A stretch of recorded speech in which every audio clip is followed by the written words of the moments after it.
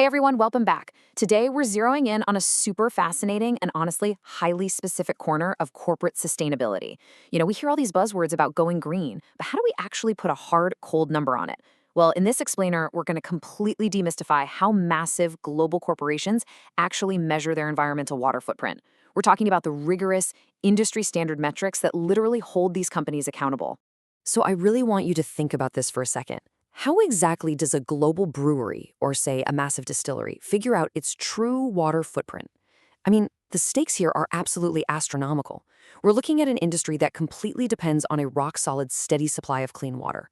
If water scarcity hits a region, man, these companies don't just face a minor hiccup. They are looking at critical supply chain disruptions, massive cost spikes, and even losing their social license to operate in those local communities. All right, here's our game plan for this explainer. First, the beverage water challenge. Second, measuring withdrawal versus consumption.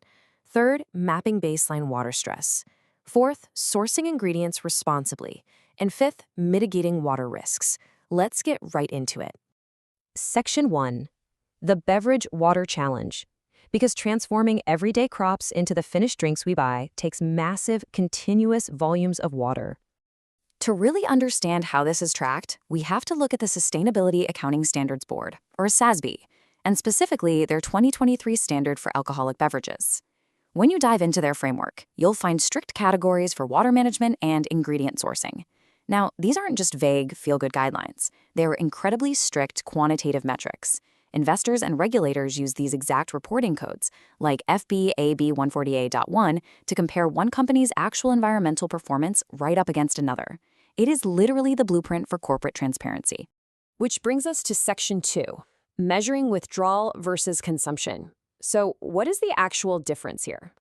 This distinction is the absolute core of water accounting. First up, we have water withdrawn. This is simply the total amount of water taken from all sources, whether it's pumped straight from the ground, pulled from a local river, caught as rainwater, or just bought from the city utility. That is your withdrawal. But just drawing water out doesn't tell the whole story, right? We also have water consumed. Now, this is the water that does not make it back to the same local catchment area. Where does it go?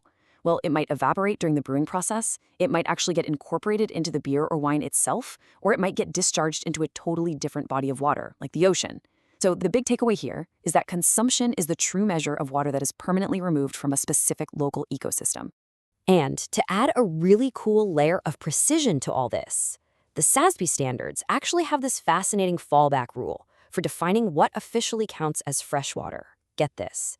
If local laws don't explicitly define it, freshwater is universally classified in these reports as having less than 1,000 parts per million of dissolved solids. It's exactly these kinds of hyper-specific thresholds that make global sustainability reporting so rigorous and totally comparable across borders. Moving on to Section 3, mapping baseline water stress, because we need to look at the geographical risk. So to figure out that geographical risk, the industry leans on a very specific standard tool, and the process is pretty straightforward. Step 1. A company has to analyze all of its global operations using the World Resources Institute's Water Risk Atlas tool, which is better known as Aqueduct. Then, Step 2.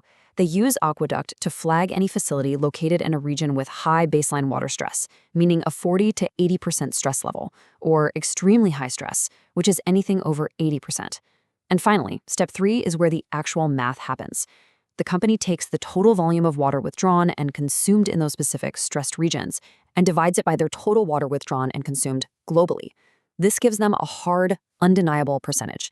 It tells an investor exactly how much of a company's total production is geographically vulnerable to water shortages. Section 4. Sourcing ingredients responsibly. Now we're zooming out from inside the brewery itself and looking at the entire global agricultural supply chain. When these companies analyze their supply chains, the standards force them to look really closely at their Tier 1 suppliers. By definition, these are the suppliers that transact directly with the beverage company for agricultural products. And the industry's ability to source these ingredients fluctuates wildly thanks to climate change, droughts, and land management issues. If an essential crop is grown in a region that's literally running out of water, the beverage company is going to face massive price volatility and serious supply chain disruptions. So how do they actually measure that supply chain risk? Well, under metric FBAB 440.1, they go right back to the WRI Aqueduct tool to figure out which of those Tier 1 suppliers are pulling water from high or extremely high stress regions. But here is a really fascinating accounting quirk. They don't calculate this percentage by the physical volume or the weight of the ingredients. Nope, they calculate it by cost. The company has to take the cost of beverage ingredients purchased from those stressed regions and divide it by their total cost of beverage ingredients worldwide. And if they can't track the origin for all their suppliers, they actually have to publicly disclose the percentage of ingredients where the source region and the water risks are simply unknown. Total transparency is mandatory here. And finally, Section 5, Mitigating Water Risks, Taking Real Action. It's not enough to just measure the problem. Companies actually have to discuss their short and long-term strategies to tackle the vulnerabilities they just found. They have to disclose whether their targets are absolute, meaning a hard, non-negotiable cap on total water used, or if they're intensity-based, like tracking the gallons of water per barrel of beer produced. To actually hit these targets, they usually deploy a few specific mechanisms. First, major efficiency efforts, like investing heavily in water recycling and closed-loop systems that reuse the exact same water multiple times. Second, process innovations, like upgrading their equipment to reduce aquatic impingements, which is basically when local aquatic life accidentally gets caught in the water intake structures. And third, actual product redesigns that just flat out require less water to manufacture in the very first place. But hey, sustainability is rarely just a straight line, right? And this explainer wouldn't be complete without zooming out to look at the really big picture. The SASB standards require companies to answer one final, absolutely critical question.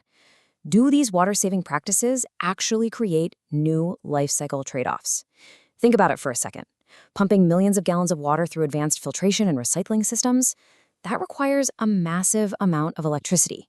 So, does solving a water scarcity problem accidentally increase the company's reliance on fossil fuels, completely driving up their greenhouse gas emissions? If it does, the company has to publicly explain exactly why they chose that path despite the obvious trade-offs. It completely forces a holistic view of environmental impact.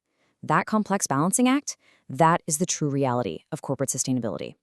Thanks so much for joining me on this deep dive into the metrics behind the drop. Keep learning, keep asking those tough questions, and I'll catch you in the next explainer.